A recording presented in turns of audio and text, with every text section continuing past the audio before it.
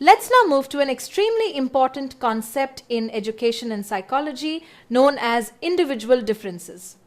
Human beings differ from one another in almost every aspect of life, whether it is psychological traits, physical abilities, knowledge levels, habits, personality patterns, or character traits. The study of individual differences mainly focuses on understanding how groups of people differ from one another and also how individuals differ within the same group. Scholars classify individuals based on factors such as age, sex, race, social class, and traits in order to observe variations in physical, mental, cultural, and social characteristics. Over time, this concept has expanded, and today, individual differences are understood as any measurable aspect of a person's total personality. In other words, if a human trait can be measured, it falls within the scope of individual differences. When we apply this idea to education, we begin to understand learner characteristics, which play a crucial role in the teaching-learning process. Learners are not a homogeneous group.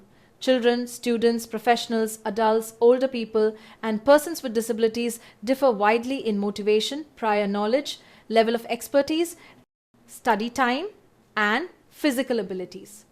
One very important exam-focused idea here is that a learner's level of aspiration, achievement, motivation, readiness, willpower, inherent potential, and physical and mental health strongly influence learning outcomes. Along with this, factors such as mental health, attention, readiness, and fatigue directly affect learning, and yes, this has been asked in exams.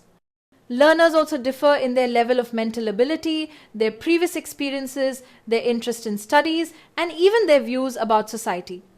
Interestingly, another exam-tested point highlights that legal competence is considered the least important factor for academic success, which often surprises students.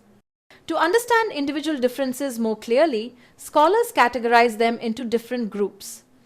One major category includes demographic and social factors. Learners differ based on age, gender, place of residence, and other demographic variables. Economic status also plays a significant role.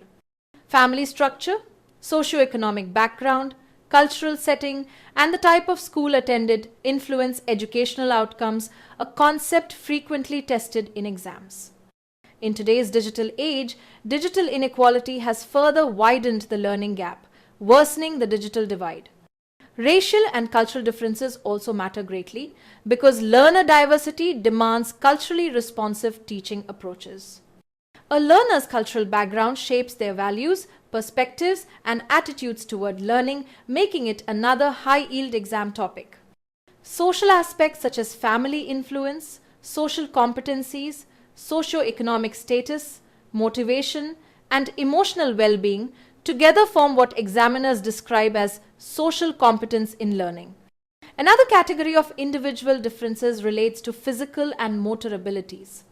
Physical appearance, such as height, blood group, or complexion, is considered an individual difference, but an important exam point clarifies that these factors generally do not affect learning.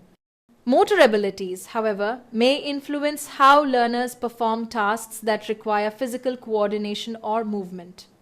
A very significant area of individual differences lies in intelligence and cognition. Intelligence is closely linked with psychological factors, and this relationship has been directly tested in exams. One classic example often cited is when a person practices solving linear equations over several days and gradually becomes faster and more accurate. This improvement reflects a transfer of learning known as learning to learn, a concept that examiners frequently focus on. Learners also differ in their abilities, which become evident through achievement tests, especially in reading, writing, and mathematics. Ability is not just raw talent, it represents a combination of knowledge, skills, and experience, another confirmed exam area. Learners also vary in their cognitive approaches, such as being active learners or evaluative listeners. Moving further, attitudes, emotions, and personality form another critical dimension of individual differences. A learner's willingness to learn depends on confidence, commitment, and motivation, all of which are exam-tested concepts. Emotional development also varies among learners.